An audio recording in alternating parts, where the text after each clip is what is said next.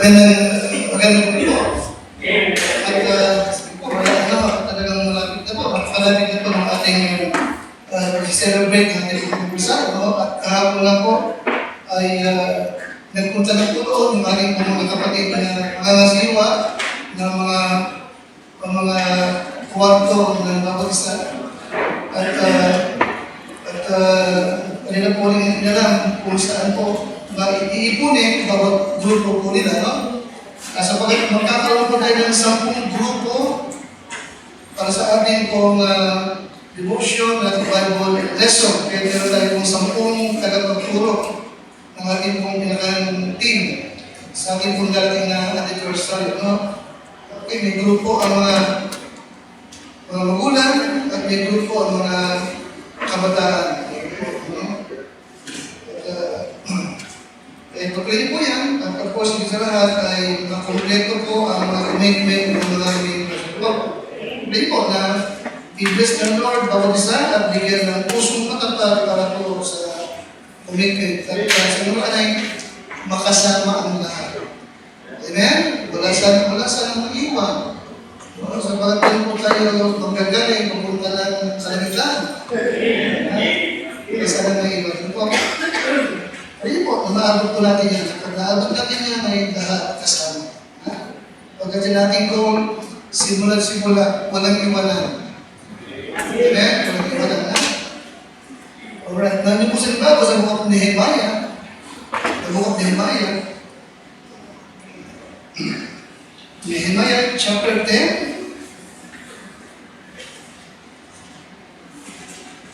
Nehemiah chapter 10.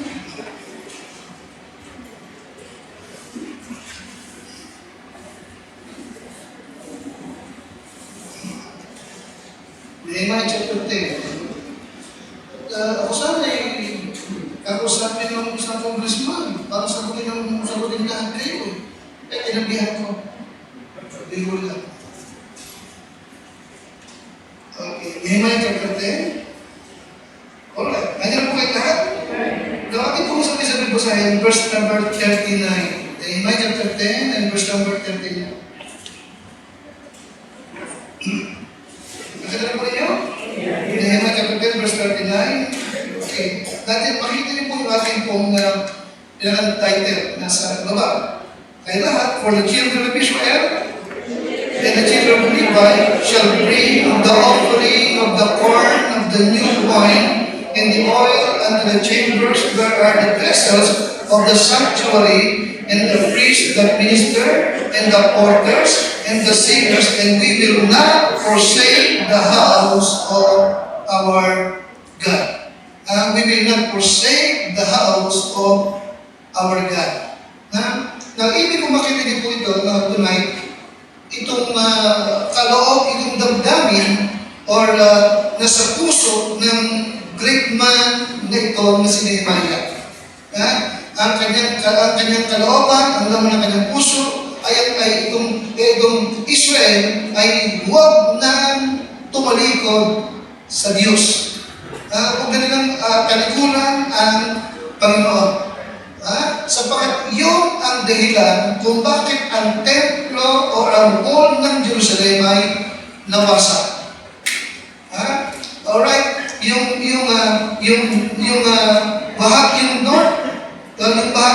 North Israel ay na-conquer ng Medo-Persia. Nalipin sila. At yung southern part ng Israel naman ay na-conquer ng Babylonia for 70 years. Alright, so may napailalim sa mga Gentile nation. At sa panahon nitong si Nehemiah, ang Diyos ay gumawa sa kanyang puso upang siya po'y pumasyal dito sa Israel at itayo yung wall ng Jerusalem. At doon ay inipong muli ang mga tao ng Diyos. At doon ay pinasimulan muli ang pagsamba at paglilingkod sa Panginoon. At dahil dito, ang kanyang talagang desire ay huwag nang maulit yung mapait na pangyayari sa kanilang bayan. Okay, yun ang kanyang desire. At ang isang paraliswa na itong God's people ay huwag nilang pabayaan ang bahay ng Panginoon. Are we with me? Lagi naman dito, okay? Okay? Hindi pababayaan ang bahay ng Diyos. Panginoon, ako po iyong tulungan, patnubayan sa paghati ng iyong mensahe sa gabi po ito. Tulungan mo kami, Panginoon. Tulungan po kami. Gamitin po ako. Hinihiling ko ito sa pangalan po ng Panginoon Jesus. Amen. We will not forsake. We will not forsake the house of God. Okay? Now, the word forsake is abandon, ha? Hindi na namin aabandonin. Pangalawa, leave. Hindi na namin iiwan. Pangatlo, the word forsake means renounce. Hindi na namin muli pang tatalikod. That is it. Okay mo kaya? I-application mo, kaya ba? I-application mo na yung mga we will not forsake. Okay? We will not forsake the house of God. Alright? Okay. Now, the word forsake, ano right? It means what? Abandon, leave, renounce. Kasi yun ang dahilan eh, di ba? Kung bakit sila pinabayaan, talagang pinahintulot ng Lord na masakop ng ibang bansa. Mahirapan, magdusa. Nagsibing para palunod sila ng Panginoon. Okay, bakit? Because they forsake God's. They forsake the Lord. At ang isang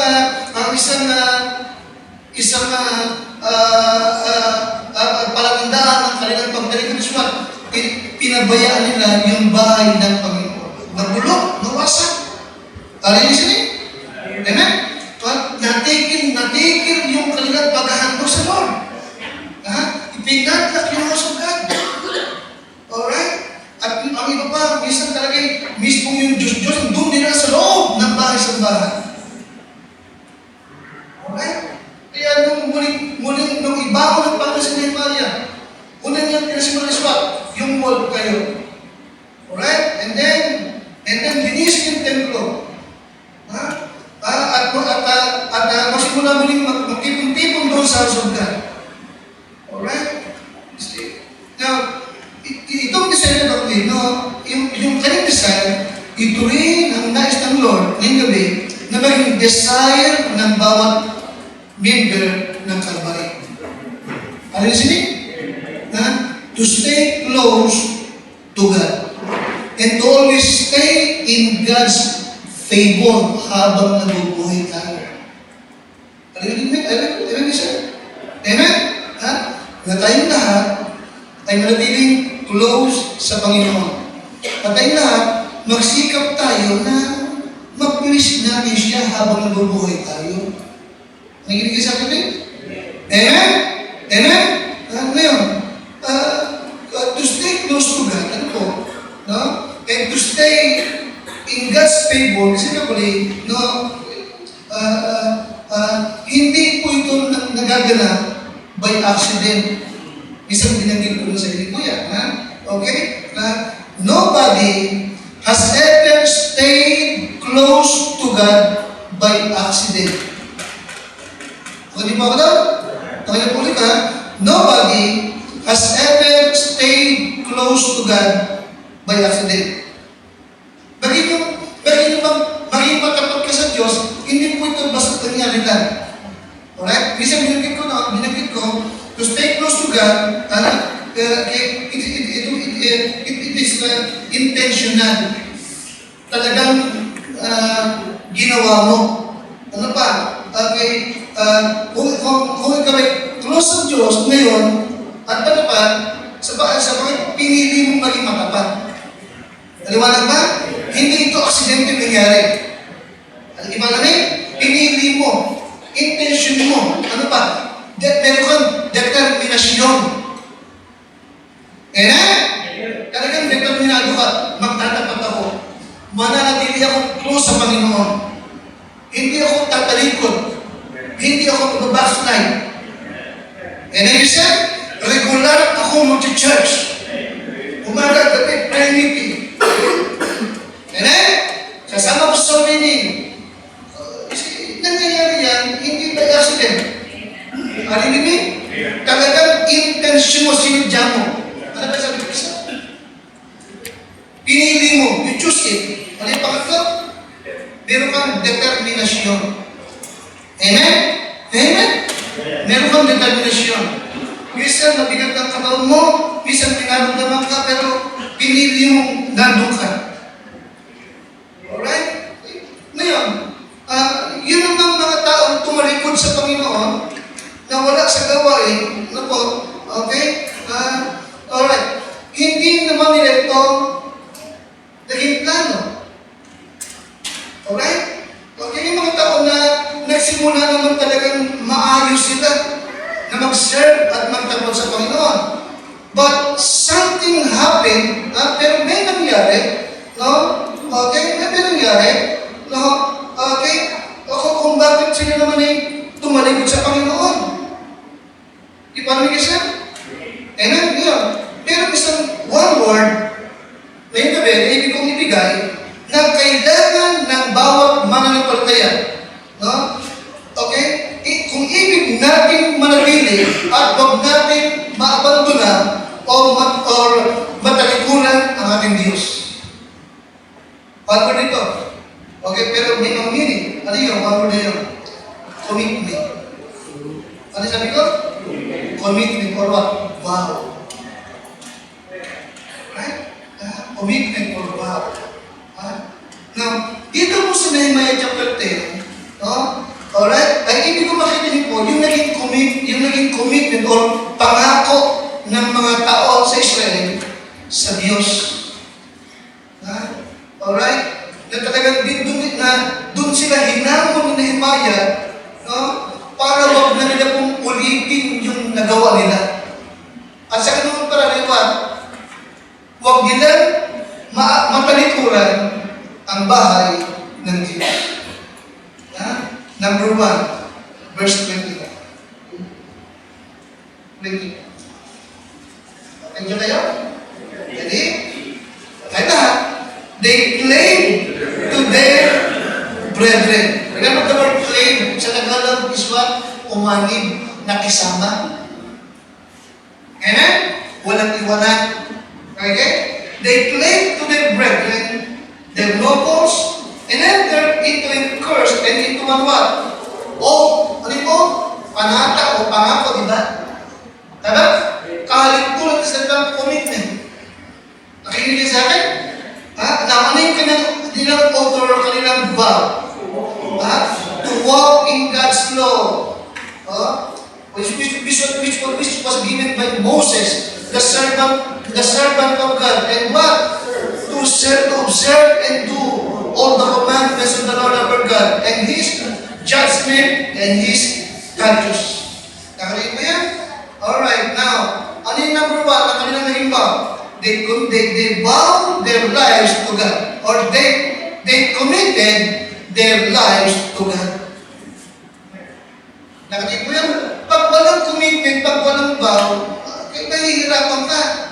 Talagang kailangan matuto kang magkaroon ka ng commitment sa Diyos na siya ayaw ng ibang mga nagpapanggap na Kristiyano. Ay, hindi? Sabihin na. Kaya ayaw mo iba ng baptist. Mas gusto nga sa mga victory, praise, mga kasi doon, walang commitment doon eh. Amen, Christian? Amen? Sa bakit talagang hamunin ka? Commitment. Magkaroon ka ng pangako sa Diyos.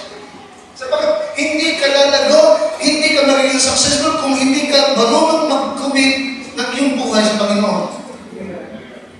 Amen, Bishop? Amen? Yes, they committed their lives to God. No? Okay. Anong sabi ko kanina? The word commitment is not, they bow. No? They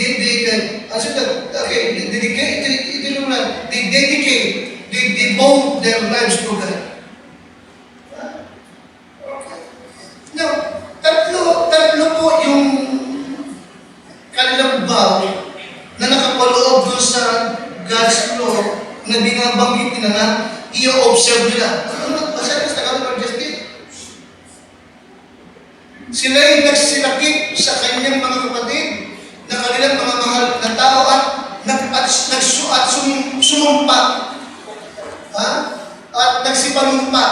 Nalalakad sila sa kautusan ng Diyos na binigay sa pamagitan ni Moses na lingkod ng Diyos upang magganapi at gawain ang lahat na utos ng Panginoon na aming Panginoon at ang kanyang mga kahatulan at ang kanyang mga panuntunan. Alright?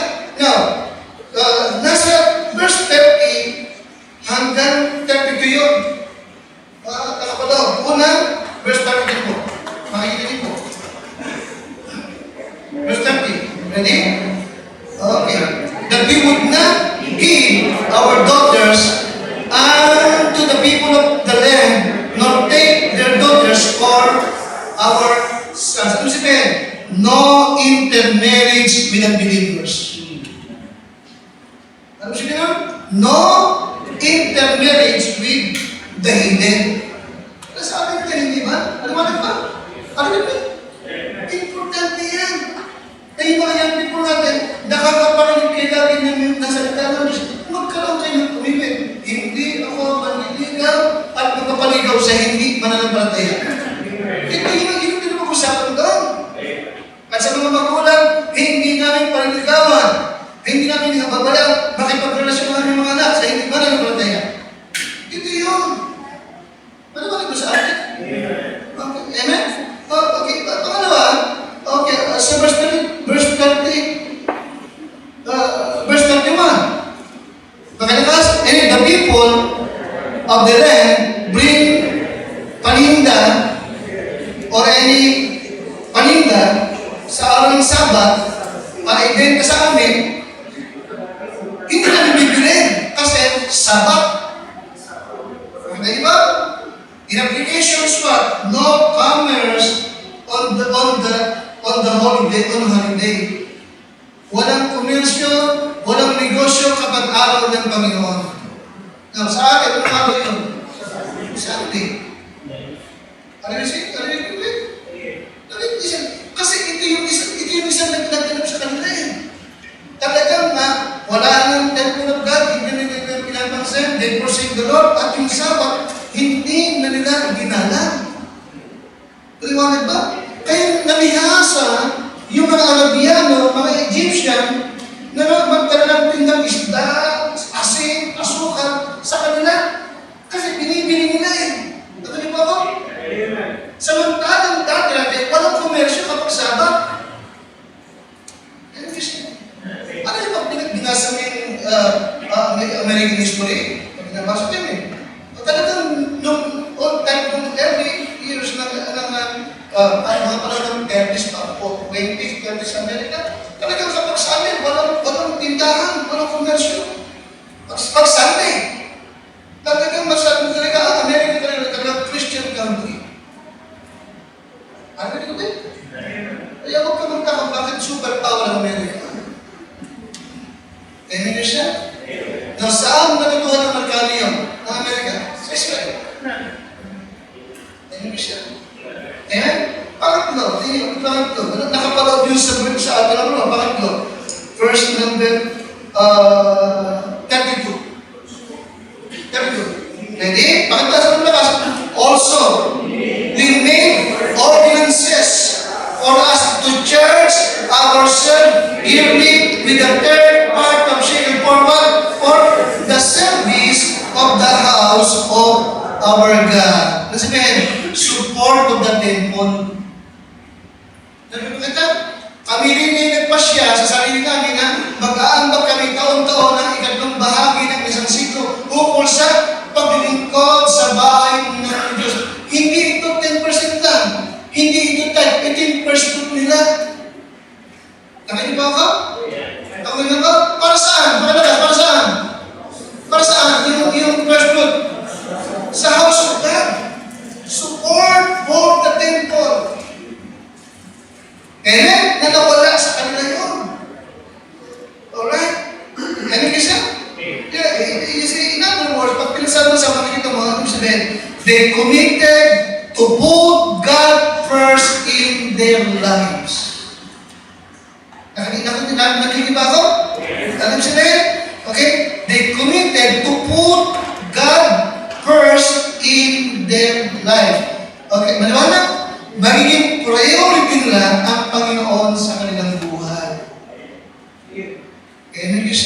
Amen?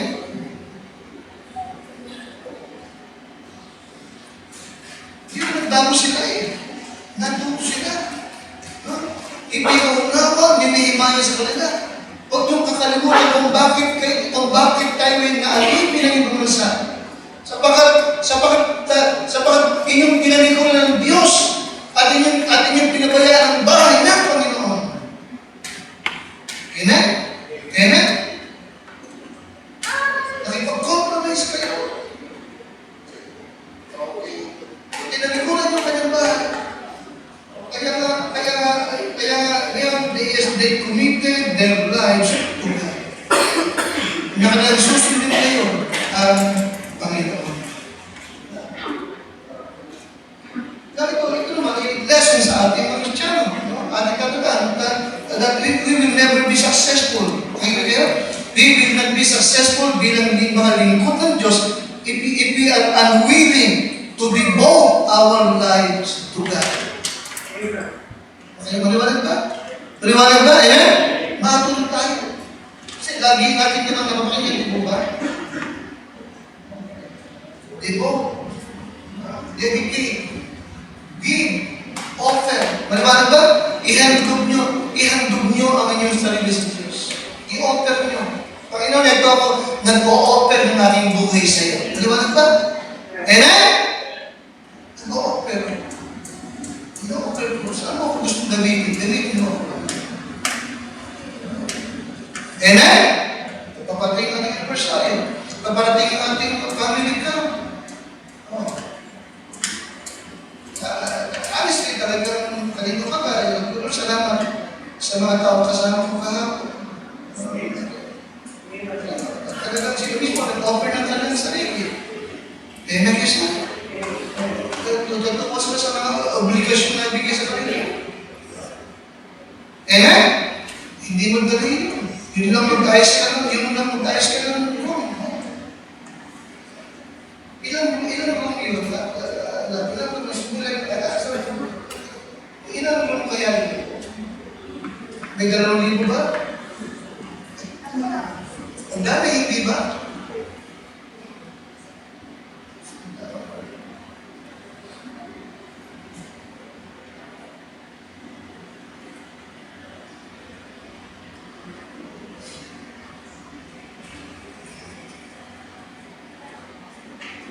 You must put God first before anything else. Ano yung isa? Alright, and then i-offer natin ang sarili sa Kanya. Lalo ito, ating parang anniversary. Pagkanoon, sa papaanong paraan ako makatutulong kay Kristo. Amen? Yun, sa papaanong paraan ako makatutulong para sa aming darating na anniversary. Sa aming darating na family camp, sa papaanong paraan. Ano yung isa? Maraming gagawin sa'yo. Hindi ko alam kung sino kukunin ko. Ano yung isa? Amen?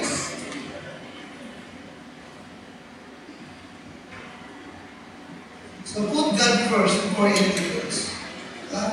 Okay?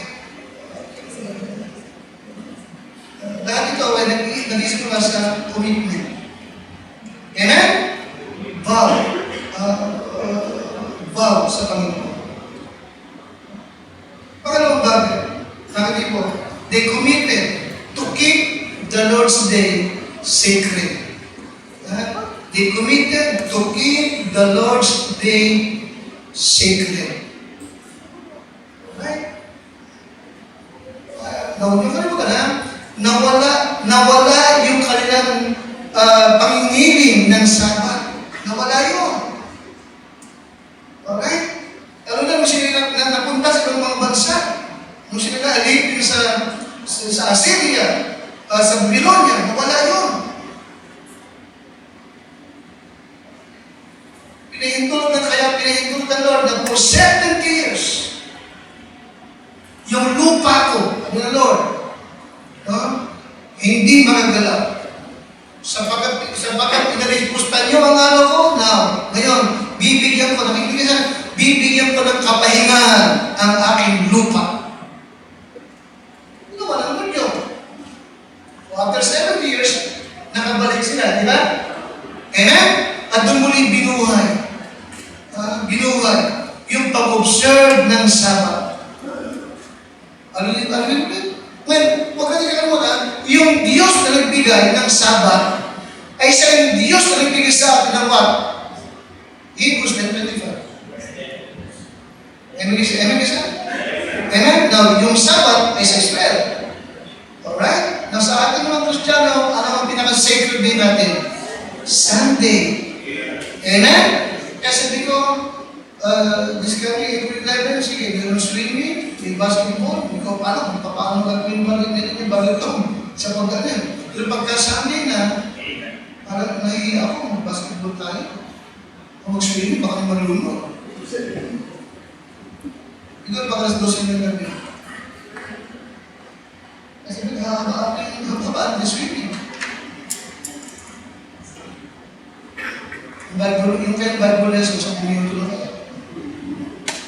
Para mabata ang gusto mo. Sabi ni King, pwede rin nakatuwa, ano na rin kung kaya, hindi tuturo.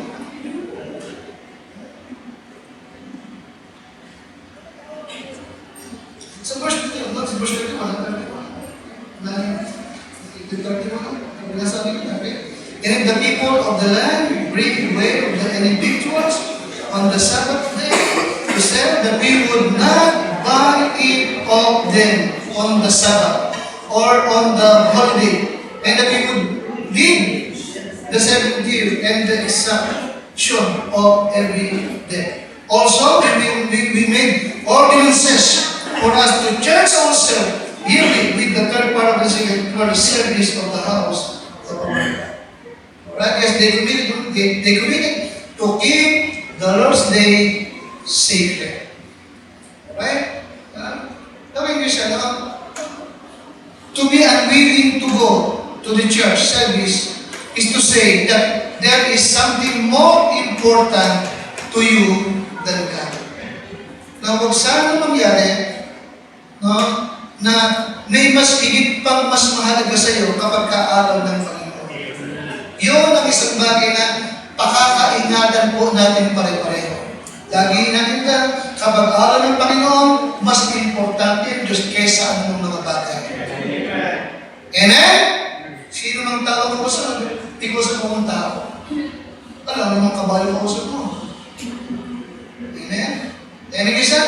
Amen? Meron tayong kakatagpuin at tuwing araw ng Diyos ang ating Panginoon. Amen kasi? Amen? Natuto ang Israel dito. Natuto sila. Natuto sila.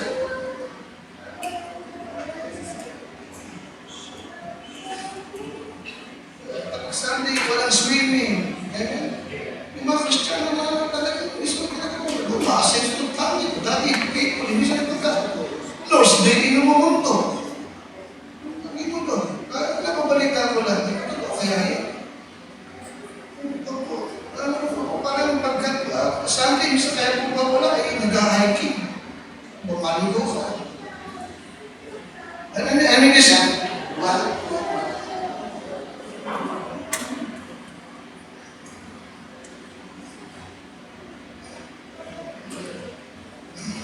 Kaya binagkitan Diyos sa Bible. Napasin si Jesuro. Nung siya'y pinagpala, sumagana yung kanyang buhay. Nagkaroon siya ng pride. Yung Panginoon na kanyang tinatagulan, inaalagos ka na. Kasi lumaman na siya. Kasi Jesuro pala ay larawan ng Israel. Nung bata pa lang siya, sabi ng Diyos, nung bata ka pa lang, mabait ka sa akin. Ngayon, tumaas ka na. Nagkaroon ka ng pride. Nagtingin mo sa sarili mo, kaya mo nang mabuhay kahit hiwalay ka sa akin. Arinig? pinahintulong ng Diyos na maalipin sila ng Babilon. Kaya may isa, say, mahal ka na magkaroon ka ng commitment. I-devote natin ang ating sarili na saan man tayo makarating, ano man ang bakit natin sa buhay, ang Diyos ang una sa atin, ang Diyos ang pangunahin sa atin sa lahat. Ano man ang mangyari sa buhay natin, no? Kapag ka-araw ng Diyos, walang higit na mas mahalaga kundi ang ating Panginoon. Amen? Amen?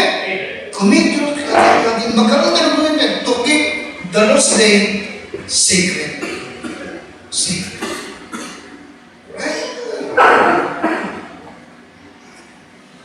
And because you will never stay committed to God.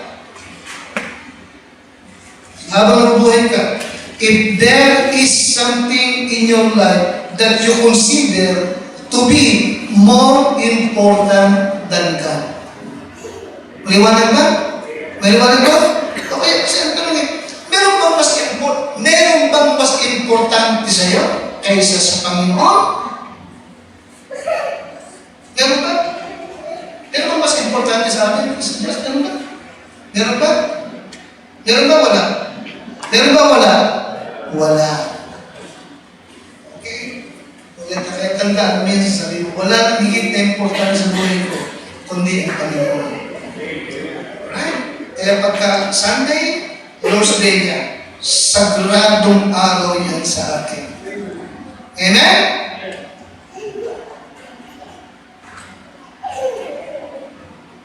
Talagang, under sa grace tayo ngayon, di ba? Kasi pagka mag-Lord's Day, nakaka-uwi pa tayo sa bahay natin, nakakapanangalin pa tayo. Amen? Amen? Nakakatulog pa tayo ng tanghali. Amen? Para pagbangon mo, punta ka na dito. Samantalang ng panahon ng New Testament, di ba? Meron ba silang mga Bagalti? Nag-preach si Pablo ng umaga hanggang madaling araw. Amen? Nagkaantok kasi, sino? Si Brother Tico. Amen? Amen? So, inaantok-antok siya, ginawa namin, tumayo, unaupo sa tabi ng bintana, no? Ay nasa terno. Amen? Bandang alas 3 na nanungay kayo nila. Ulog, amen? Amen? Balinde. Amen? Balinde. O, tigil muna, stop muna. Meron konting commercial. Commercial muna, stop. Nanawag si Pablo. Amen? Pinag-pray, nabuhay pa. Amen? Salamat, nabuhay pa siya. Amen? Bisa? Kaya ka kang tutulog-tulog. Amen? Bisa? Wala nang apostol na bubuhay sa iyo. Amen? Pastor ka mo, hindi apostol eh. Kaya i-commit natin mga sarili to keep the Lord's Day sacred. Amen? Kapag kasama tayo, wala higit na mas importante kundi ang ating Panginoon. Yeah? Okay? Pangatlong bagay, tingin po, verse 34 to 35. 34 to 35. Diyan kayo? Tingin po, verse 34. And we cast the lots among the priests, the Levites, and the people for the wood offering, to bring it into the house of our God, after the houses of our fathers at times appointed year by year, to burn upon the altar of the Lord our God, as it is written in the law. Now, meron din pala sila na hindi lang pala pera minsan ang kanilang ikinukumit na bibigay, tithes, offering, first fruit, kundi kung ano yung kailangan sa church. Alin niya? Amen? Isa rito, kailangan nila ng panggato para ipagsusunod sa handog. Amen? O dahil kami iba, nag-tweet na ako ang gagawin ng tao. Ibigay siya. Amen? So, ganun din, Mr. Church. May mga pagkakaroon sa talaga na isa meron tayong ganitong pangailangan. Okay? Kung sino yung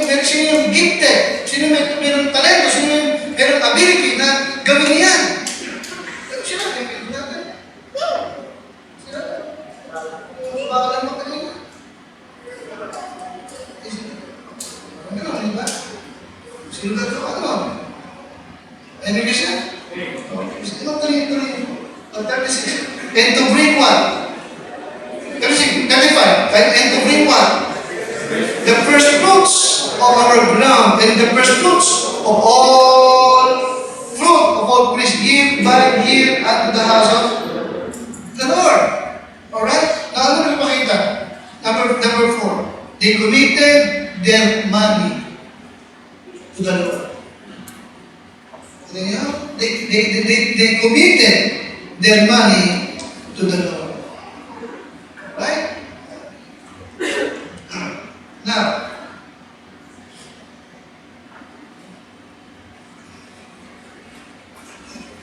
okay, tanda ko din. Ilagay ko, no? Whoever owns your money owns your heart. Pakibasa ka po ng malakas. Sabi sa tayo, whoever owns your money owns your heart. Okay. Dito mo. Kaya, kilalanin mo na talaga, sino ang nagmamayari ng pera mo? Nakalimutan? Sino ang nagmamayari ng pera mo? Sino nagbigay niyan sa iyo? Sino nagbigay niya sa'yo? Bakit meron ka niya? Di ba? Nakalimutan? Because whoever owns your money, owns your what?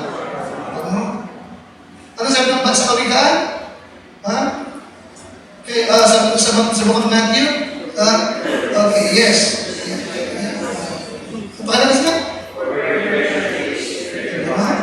Kung nasaan yung kayamanan, kung nasaan lang yung salamin, naroon lang yung puso. Kaya nyo siya? Kaya nga, ito yung ikatlong bagay na mahalaga sa ating panahon upang huwag nating mapabayaan at mangyari na isang karay parang talikuran mo pa, iwan mo pa, at yung Panginoon. I-commit natin ba yung ating salapi para sa Diyos? And listen, hindi naman na kinukulong natin, di ba? Binibigyan naman tayo. And listen, amen? Amen? Pag nagkaroon ka ng 10,000, yung ibigay mo yung tithes. Kanya naman talaga yun, amen? Tsaka mag-offering. Amen? May pangailangan ng church, may pangailangan ng simbahan natin. Kung mag-commit ka, mag-pray ka kung magkakang pera, amen? Bibigyan ka naman, at pag binigyan ka, ibigay mo. Kaya ka binigyan para sa commitment mo. Amen mo ba? Okay. Ano kailangan lang? Vow. Pangako. Commitment. Amen? Amen is a dedication. Okay.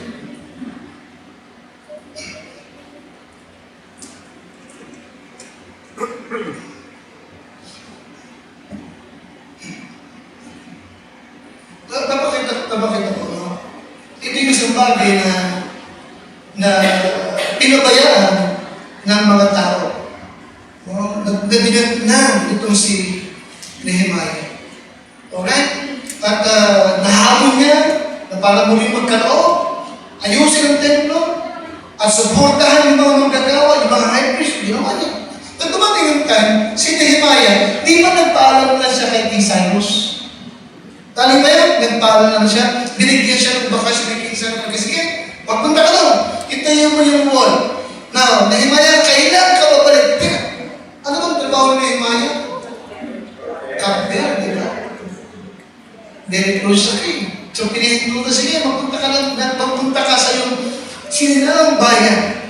Gawin mo yung nasa puso mo. Gawin mo yung nilagyan niyo sa iyong puso. Pero kayo magabalik. Sabi siya, di ba? O, inayos niya lahat. Ayos na. Okay, then, nung nasa huli, kasi ka huli, ha? Bumalik siya muli sa King Cyrus. Bumalik siya. Alright? Bumalik siya. Siguro, natagalan siya ng konti. Ngayon, habang wala siya, pagkalipas ng ilang buwan, o ewan ko year, bumalik siya muli. Pagbalik niya, yung templo sarado. Di ba? Yung templo sarado. At walang tao sa templo. Alright? At nung hinahanap niya, yung pastor, yung mga high priest, yung mga sacerdote, wala sa templo. Nasaan? Nagtrabaho. Nagsurrender ng buhay para mag-full-time. Iniwan ng church na masukang muli. Nagtrabaho muli. Nagbukit na muli. Chapter 13, verse 10. Ang dali nilang nakakalimutan. Chapter 13, verse number 15. Ready?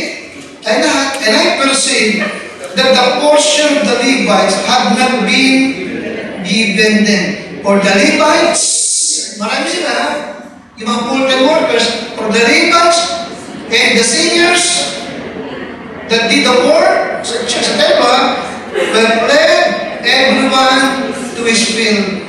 Then contended I with the rulers and said, why is the house of God forsaken? And I gathered them together and set them in their place.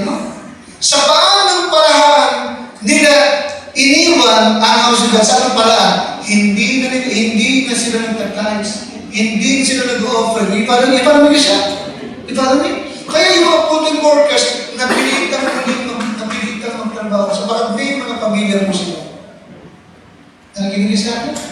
Nakikinig sa akin? Kaya isang paraan, not to forsake those of God's work. Commit. Parang trade. Let us commit our money to the house of God. What is it? Study natin.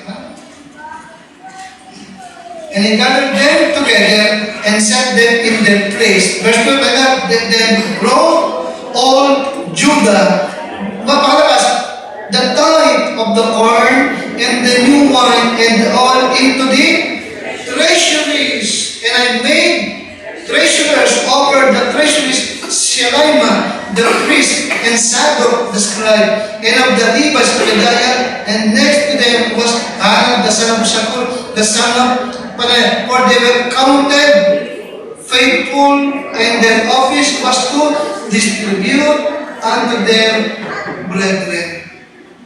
You see, whoever owns your money owns your heart. Amen? Kaya mahalaga na yung meron itong commitment, Lord. Bagdang hindi kong lagi mo makinagtapat ako sa akin tithes and offering. Alam mo? Hindi ito nangyayari by accident, ha? Paliwanag ba? Amen? Ang mga members na faithful sa nation offering ay what? Hindi ito accident na nangyayari. Ito ay intentional. Amen? Pinili mong maging matapat ka. At what? Determinado ka. Amen? Meron kang determination. Alright? And lastly, they committed their families to God. They committed their families to God. Alright? Ito yung ikaw na bagay na itinuro at naging hamon ni Nehemiah sa Israel. Okay? Ayaw kong maulit yung naganap sa atin. Ayaw kong maulit na muli na tayo ay hahatulan ng Panginoon. Ayaw kong mangyari. At ito yung isang bagay na mahalagang ating gagawin. Ika-apat, i-commit natin ang ating i-commit natin ang ating mga pamilya. Ipanatan natin sa Diyos. Ang ating mga pamilya ay para sa Diyos lamang. Yes, they committed their families to God. Alright? Verse number 30. Verse number 30. 9:30.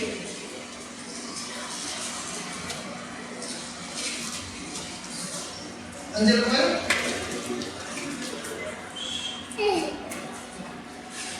Oh, 10:30. Yes.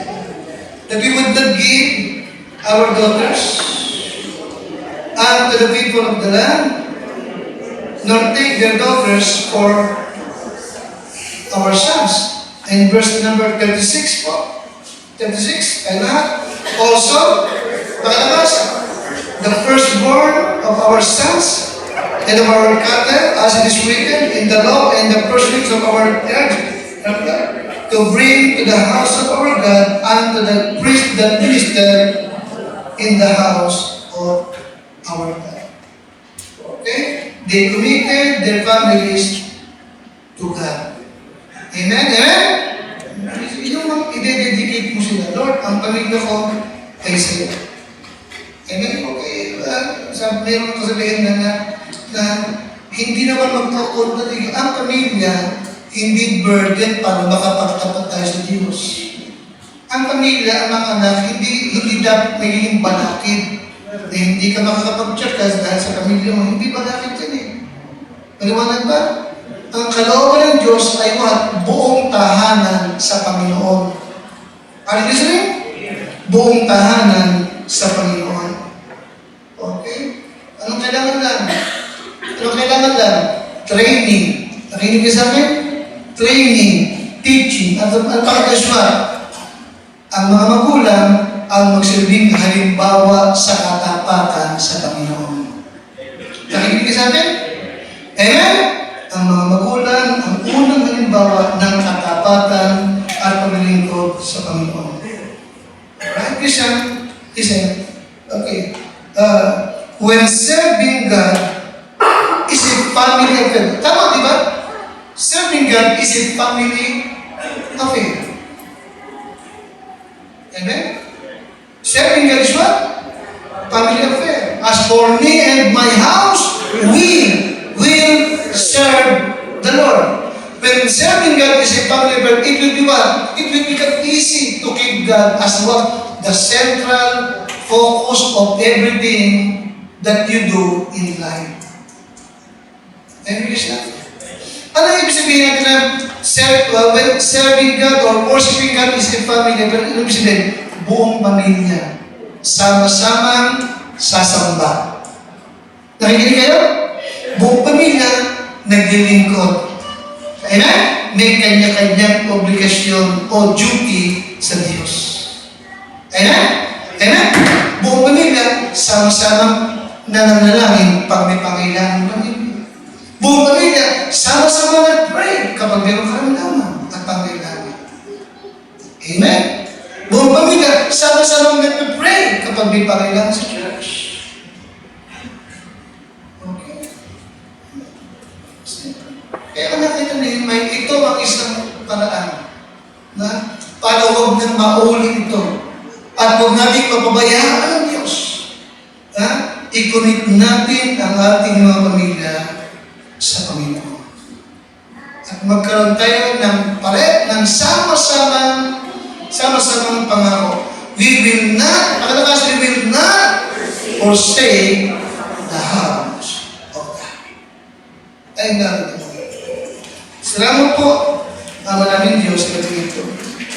Sa mensahe na iyo.